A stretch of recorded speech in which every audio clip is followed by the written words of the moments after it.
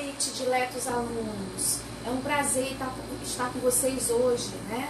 Excepcionalmente, o nosso live está sendo transmitido hoje, na quinta-feira, certo? Então, como eu tinha colocado no post nas minhas redes sociais, aqui no Facebook e no Instagram, o tema de hoje é resolução da prova do TRE de Pernambuco. Prova que foi realizada no domingo pela banca CESP. Não sendo aquela prova da CESP clássica, certo? E sim a prova da CESP com alternativas para você escolher, dentre elas, aquela correta ou incorreta de acordo com enunciado. Espero que vocês tenham baixado o material. Quem não conseguiu baixar, já disse para vocês, o link está disponível aí na bio ou em 2 posts que eu coloquei no Facebook. Você também consegue acessar diretamente e baixar o material, tá? Que são as questões. Com relação às questões da prova, a prova foi dividida, ela teve a parte geral de direito administrativo e uma parte de licitações e contratos. Como o assunto licitações e contratos é muito grande, eu resolvi dividir essa resolução de questões da prova do TRE Pernambuco em 2 grupos. Então hoje nós vamos responder questões somente com os assuntos gerais de direito administrativo, princípios, poderes da administração pública, organização da administração pública, atos administrativos, controle da administração pública e responsabilidade civil. Um comentário particular é que eu me surpreendi de não ter tido uma questão de improbidade administrativa. Isso fugiu do padrão das últimas provas da CESP. Todas as provas da CESP sempre estavam colocando, sempre caía uma questão de improbidade administrativa. Então, hoje, excepcionalmente, a nossa transmissão está sendo hoje na quinta, mas na próxima semana a nossa transmissão será na quarta-feira, como tem sido nos últimos meses.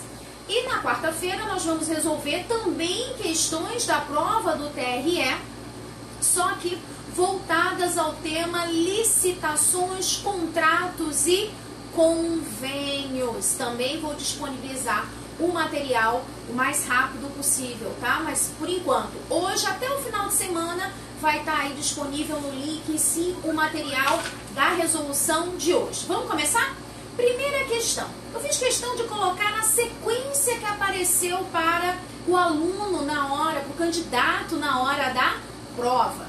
Responsabilidade do Estado por conduta omissiva. Para responder essa questão, o aluno tinha que lembrar que a responsabilidade civil do Estado, ela vai ser diferenciada de acordo com a ação ou não do agente. Então, todo aquele que causar dano a outrem é obrigado a reparar esse dano. E quando os agentes públicos, no exercício das suas funções, praticam atos através de ações, ou seja, atos comissivos, e causam dano a um terceiro, a administração pública vai responder perante esse terceiro na responsabilidade tida como objetiva. Então, a responsabilidade civil do Estado por ações é do tipo objetiva. Na responsabilidade objetiva, para a vítima ser indenizada, basta ela comprovar que o agente público praticou uma ação no exercício das suas funções e, em decorrência dessa ação, ele, particular, ele, vítima, sofreu um dano. Comprovando o nexo causal entre o dano e a ação praticada, ele vai ser indenizado. Não há necessidade de comprovação de dolo ou culpa, porque na responsabilidade do tipo objetivo, o dolo e a culpa são presumidas. Agora, segundo o STF, a responsabilidade do Estado perante omissões, ou seja, situações onde o Estado deveria agir e não agiu, será do tipo subjetiva. Na responsabilidade do tipo subjetiva, a vítima, para ser indenizada, tem que comprovar todos os elementos, ou seja, tem que comprovar a omissão do Estado, vai ter que comprovar que diante dessa omissão ele sofreu um dano. Esse dano pode ser um dano material ou jurídico ou moral. Esse dano, o nexo causal entre a omissão e o dano sofrido e a comprovação de dolo ou culpa. Então, responsabilidade por ação objetiva, responsabilidade por omissão subjetiva. Então, vamos lá. A responsabilidade do Estado por conduta omissiva, letra A, é objetiva. Errado, eu na prova nem iria completar. Por quê? De cara, ele já errou. Letra B, é objetiva. Errado de novo. Responsabilidade objetiva é sempre por conduta comissiva. Conduta omissiva, a responsabilidade é do tipo subjetiva. Então, a A e a B estão erradas. C, caracteriza-se mediante a demonstração de culpa, dispensando para tal a demonstração do dano. Responsabilidade subjetiva tem que demonstrar todos os elementos. Eu tenho que demonstrar a omissão, o dano sofrido, o nexo causal entre a omissão e o dano e o elemento de culpa ou dolo. Letra D. Caracteriza-se mediante a demonstração de culpa, de dano e de nexo de causalidade. Correto. Responsabilidade do tipo subjetiva. Gabarito, letra D. Ana Carolina pergunta, é de técnico ou analista? Essas questões são de técnico. Próxima semana serão questões de analista, certo? Pode pegar a prova de analista. Quero agradecer Santa Pele, Dias, Serumaninha, Concurseira, Meire, Ana Carolina, Eduardo, Cavalcante, Liliane e Lucas.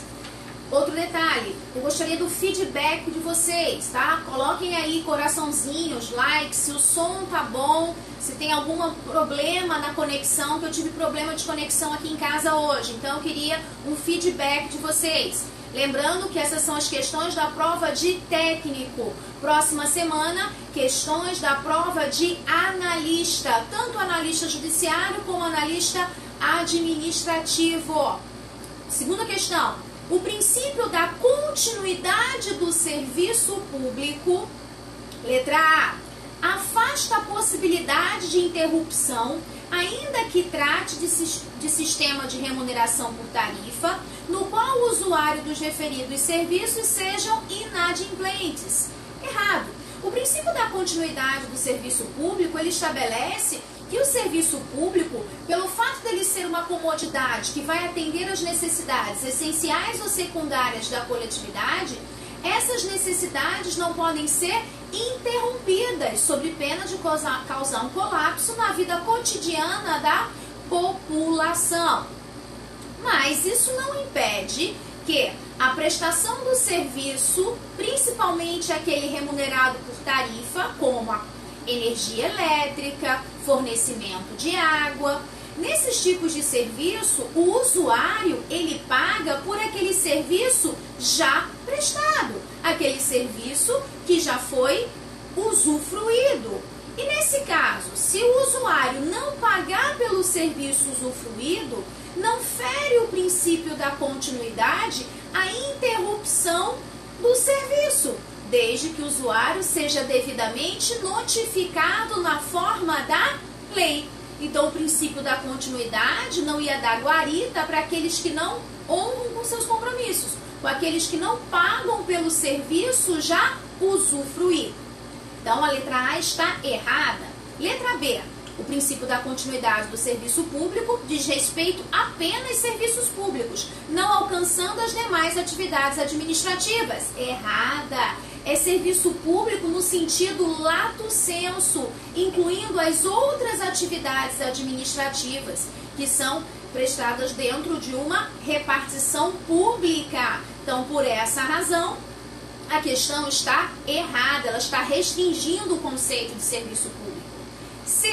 Torna-se ilegal a greve de servidor público. Não é o princípio da continuidade do serviço público que torna ilegal a greve do servidor público. O que torna ilegal a greve do servidor público é a ausência de lei regulamentadora, ou seja, A Constituição garante o direito de greve a ser exercido nos termos de uma lei específica. Artigo 37, inciso 7º. Lei essa que ainda não foi editada. Letra D. Tem relação direta com os princípios da eficiência. Claro, o princípio da eficiência é o princípio norteador da prestação do serviço público. E serviço eficiente é aquele que atende os interesses da coletividade. Se ele está sendo prestado de forma contínua, ele também tem uma parcela de eficiência. Então, o princípio da continuidade do serviço público está relacionado ao princípio da eficiência, porque os dois norteiam a prestação do serviço público. E a supremacia do interesse público. Claro, o princípio da continuidade do serviço público ele foi criado com base nesse princípio geral. O interesse coletivo é superior ao interesse individual. Por essa razão que o serviço público não pode ser interrompido, haja vista esse serviço atender os interesses da coletividade. Então, gabarito, letra D de dado. Vamos ver o erro da E. Impede a paralisação, ainda que a justificativa desta seja o aperfeiçoamento das atividades. Não impede a paralisação para o aperfeiçoamento das atividades. Então, o gabarito é letra D de dado. Antes da gente passar para a próxima questão, quero agradecer Lia, Rose, Sheila, Rafael e Mariana. Parece que os meus alunos estão assistindo o Jogo do Brasil. A maioria são as alunas que estão dando audiência hoje, tá certo? Vamos lá, terceira questão. A respeito dos atributos dos atos administrativos, assinale a opção correta. Quais são os atributos do ato administrativo? Nós vimos isso lá na isolada.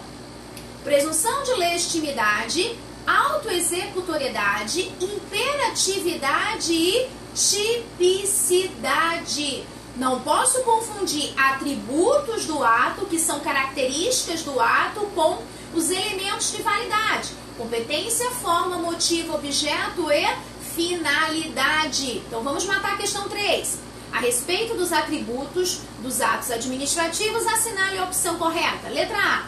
O ato administrativo configura instrumento de realização do interesse público, razão porque ele tem a coercibilidade como atributo absoluto.